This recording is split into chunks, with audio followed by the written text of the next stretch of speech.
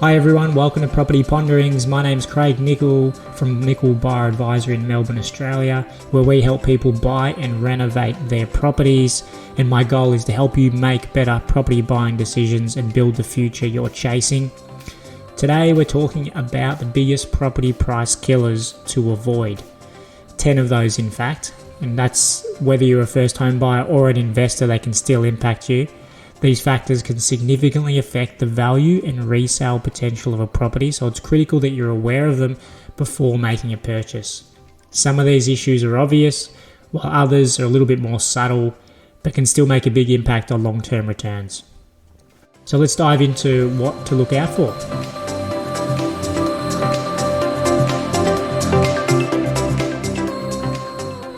Number 1, power lines. One of the most common price killers is proximity to high voltage power lines. So these are the bigger terminal poles that you won't see in inner city areas, but you do see them in middle and outer ring suburbs. So they're the much bigger ones. And properties located near these power lines are often seen as less desirable due to health concerns or visual impacts and perceived noise from the buzzing of the power lines. Whether or not these concerns are scientifically founded, the stigma alone can limit the number of buyers interested in the property, thus lowering its value. So how to avoid it? So before buying, check the proximity of any power lines. Nice and simple. Even if you're comfortable with their presence, be aware that future buyers may not be, which could make it harder to sell. Number 2, similar to power lines, substations can be a big deterrent for potential buyers. Substations can be visually unappealing and often generate concerns about noise, safety and health risks. These fears, while not always justified by evidence, can significantly impact a property's value and limit its future appreciation. Substations are found all over the place. Often people, especially buyers that are going through properties in maybe a new area, don't notice that the property they're looking at is actually next to a substation or very close to, and that's why other people may be avoiding it. So from your point of view as a buyer, how to avoid it? Let's look for properties at least a few blocks away from substations. I think realistically being a few hundred meters away is fine, but you just don't want to be right next door. As I know people have walked through and mentioned this to me when I was selling properties years back as something that is a major detractor for them. Number 3, main roads. Living near a main road may be convenient, but it often comes with drawbacks that hurt your property value. So noise pollution from heavy traffic, safety concerns, and reduced privacy can make properties along main roads less appealing. Studies show that properties located on quieter streets tend to command higher prices and are much easier to sell in a much shorter time frame. So how to avoid this? If you're considering a property near a main road, evaluate the noise levels at different times of the day and assess how much privacy you'll have. Properties set back from the main road with adequate soundproofing may be worth considering, but weigh these factors carefully. One thing that you should look out for if you're on a main road and there's a bus stop right next to you, this is a major detractor for buyers. It brings in a lot more noise and also brings in more people to the front of your property, which can also raise continual safety concerns. The other thing to consider here is that when we're talking about main roads, we're talking about more homeowner properties or owner-occupied properties that people are actually going to live in.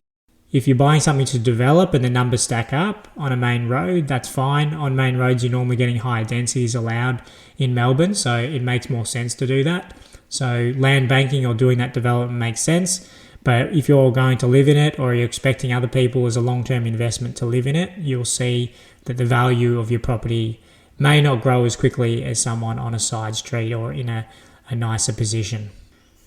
There's a theory that on main roads, if you buy a property there, even though you're buying it at a discount to the side street, that over time that property will keep getting pulled up and rise in value alongside the properties on the side street. But my rebuttal to this would be that if you are buying on that main road, that when you do go to sell it, you'll find that you don't have that same emotional pull that the side street properties do, so you won't tend to get as high a price.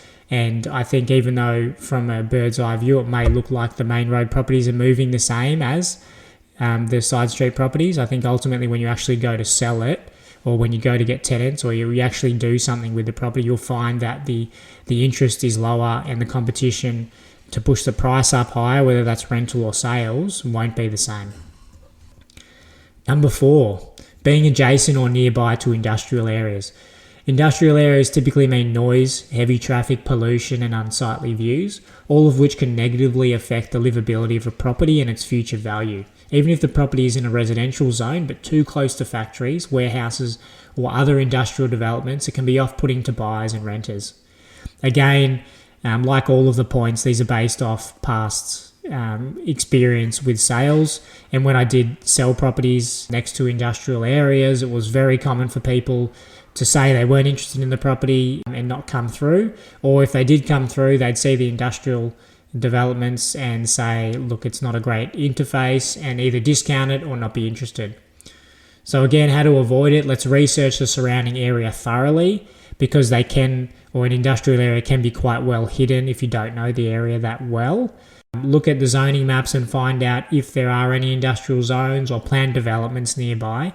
Even if the area looks quiet now, planned industrial developments could reduce the future value of your property. And remember that often you're going through these inspections on a Saturday when these industrial developments or industrial areas aren't functioning. It may be full volume, so you need to make sure that you also go through during the week to see what it's actually like.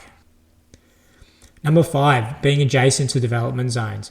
Properties adjacent to development zones can face a variety of challenges, including noise, dust, and disruption during construction. Additionally, though, new developments may block views, increase local traffic, increase overshadowing, and the change of character to the neighbourhood can be really detrimental. Over time, these factors can reduce the desirability and the value of your property. And we know in recent weeks that the Victorian government has announced increasing densities in a lot of activity centre areas, and it's also meant that, or it looks likely that the zoning for high density is sort of moving away from the central hub and the main streets into the side streets a little bit further.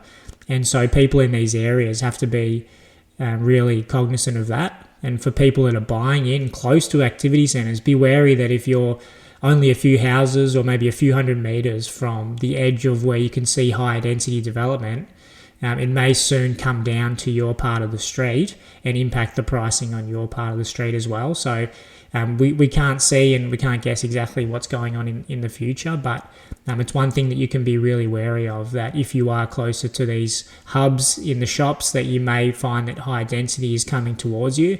And this is also the case that if you're quite close to any sort of main road, where a lot of the densities are increasing along main roads because the interface for apartments and townhouses is a lot more less sensitive. So councils tend to push main roads or developments onto those main roads. So be wary that if you're quite close to that as well, that you're buying quite close to that you know that high densities may be occurring there, and just look into what the local council and the state governments are planning for your exact spot if you can. Just look on the council website as well. You can see nearby projects that have been recently approved or going through planning application to see what might be coming up. Number 6, flood zones. Buying in a flood-prone area can be a major risk. Properties in designated flood zones often require higher insurance premiums and are at a greater risk of water damage, which can deter buyers and lead to depreciation in value over time. Some flood zones are more high risk than others, so it's important to check the flood history and risk level of the area that you are considering. So how do we avoid this? Please just check your flood zone maps and speak to your agent as well about the property's flood risk. Even if a property hasn't flooded recently, you have to make sure that if you are in a designated flood zone, that you're aware of this, because it could impact your sale and insurability in the future. There are circumstances where you can't really change this. I think in the Maribyrnong area, there were some recent flood zoning changes, which has meant that property values in this particular area are likely to have been detrimentally affected by that. Number 7, property price killer to avoid is busy train lines or stations. Proximity to train lines can be a double-edged sword. While being near public transport is generally a positive, being too close to busy train lines or stations can bring noise, especially from passing trains or announcements at nearby stations. For some buyers, this level of noise can be a deal breaker, leading to lower property values.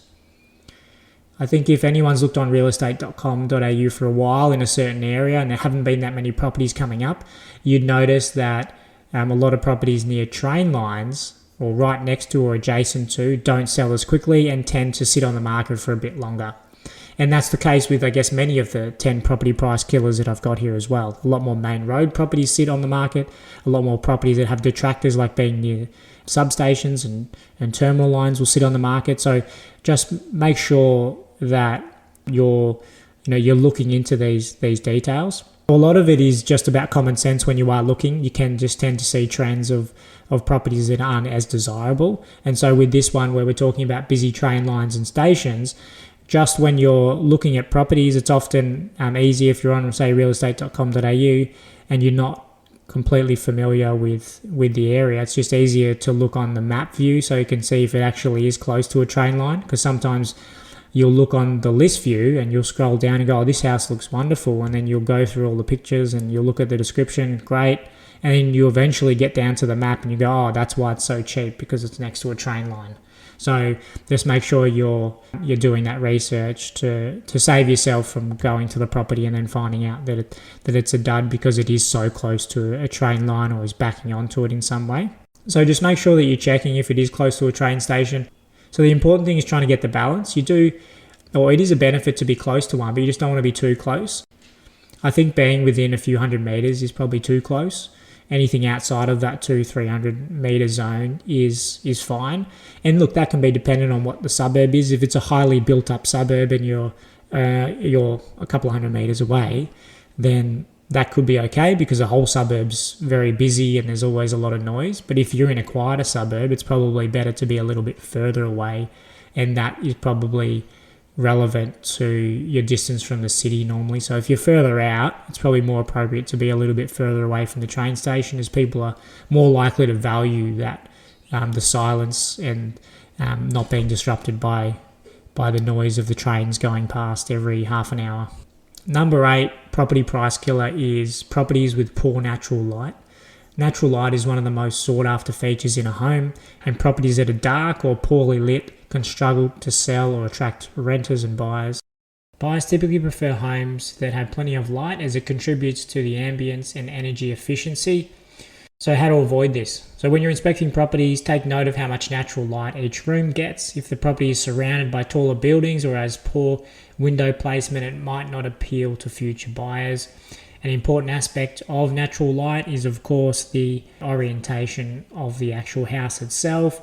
Ideally in Melbourne, most people that are looking for houses and townhouses want a north-facing rear, so that sunlight comes into the more modern open plan kitchen and living space at the back. With apartments, it's the same. You want a north-facing main window and living space so that you're getting plenty of sunlight.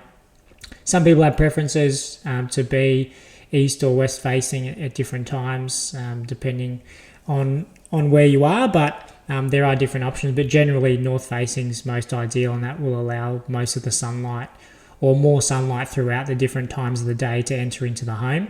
An important part of sunlight as well for the houses that aren't as oriented as well as others is skylights. So the placement of those skylights and the placement of windows can make a massive difference. Number 9, price killers to avoid is buying a house that needs way too much work. And of course, this can be obvious for some people, but others not so much. So it's really important that when you're going through a property that you have a good look at everything, because you might get some nasty surprises. So if you're not that clued on about building materials and quality, you might walk into a home and think that everything's normal. But in fact, I've seen in the past where people have used really poor quality materials in the kitchens or the bathrooms, or they've done a really tacky job of certain landscaping elements or pool fences or anything that you can think of. Sometimes the quality of different fixtures and fittings is not that obvious for some people, and you really need to pay attention to this, because the majority of people might spot something and think that it's really off or it's of really poor quality. But if you don't, then you run the risk of purchasing a property with a massive price detractor that you haven't picked up on. So make sure when you're going through properties, if you're not quite sure what you're looking for, getting a second pair of eyes, even if they're not a builder or someone that's experienced, is just to go through that property and make sure that there isn't anything that's a bit off with the quality of the building. It also extends through to just general floor plan quirks, because sometimes you'll go through a property and you go, oh, this is great, I love the location, I love one particular part of the house, and you've completely overlooked the fact that the bathrooms and the bedrooms are in a really weird spot, or that there's something really strange about the floor plan in general. So that's why getting that second set of eyes will just allow you to get a second opinion, and also just someone that's looking from a bit of a broader view to make sure that you don't make this mistake. The final property price killers to avoid is the proximity to commercial strips.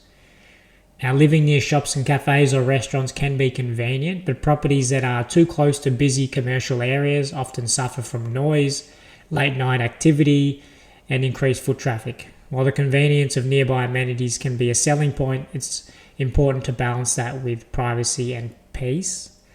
So we all know the negative side of living too close to commercial strips, especially if there's bars and restaurants and late night sort of activity. So we need to make sure that we're considering a nice friendly distance from these commercial strips, because yes, it's great if you can just waltz down the street and get a coffee in the morning, or just walk to dinner with family and friends. But being too close, again, within that sort of 400 meter distance is potentially a little bit too close depending where you are. So just be wary of trying to buffer yourself to ensure that you have minimal noise and traffic issues from being so close to that commercial strip. Alright, so there you go. Price killers: power lines, substations, main roads, industrial areas, adjacent to development zones, flood zones, busy train lines, poor natural light, property quirks and building materials that you may not be picking up on that aren't of very good quality, and also finally being too close to commercial strips. These can all have significant impact on property value and general buyer appeal. By carefully considering these factors before making a purchase, you can avoid costly mistakes and ensure your property holds its value over time. Now, it's important to note that there are many other negatives and detractors that you have to be wary of that can hurt the price of your property, but here are just 10 general things to get you thinking and making sure that you're making better property buying decisions. Alright, that ends another episode of Property Ponderings. I hope that this has given you a few small tips to make better buying decisions for your next purchase. If you need to discuss anything further, or if you're looking for some tailored buying or renovating advice, please feel free to contact me 0400 122081, or you can email me at craig@nicholbuyeradvisory.com.au. We'll chat again soon.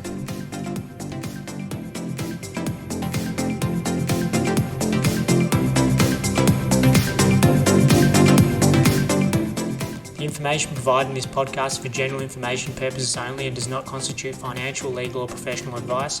While we aim to provide accurate and up-to-date information, every property transaction and investment is unique. You should seek the advice of a qualified professional before making any financial decisions. The opinions expressed in this podcast are our own and are not a substitute for tailored advice from a financial advisor or a real estate professional. We encourage you to consult with a qualified expert who can address your specific needs and circumstances.